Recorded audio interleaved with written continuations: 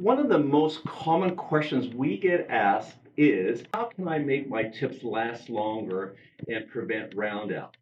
Well, the answer is actually quite simple.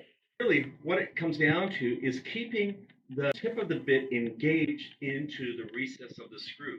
Like the impact machines, because there's so much vibration, if you let that tip start to spin or become disengaged into the recess, what ends up happening is you create a tremendous amount of heat, and that heat will actually take the temper or the strength out of the steel.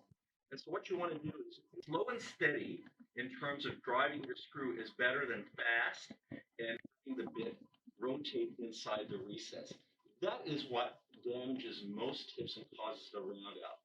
And so buying good quality screws that have a close tolerance it should hold in the recess will help you have better engagement and less round out and strip out.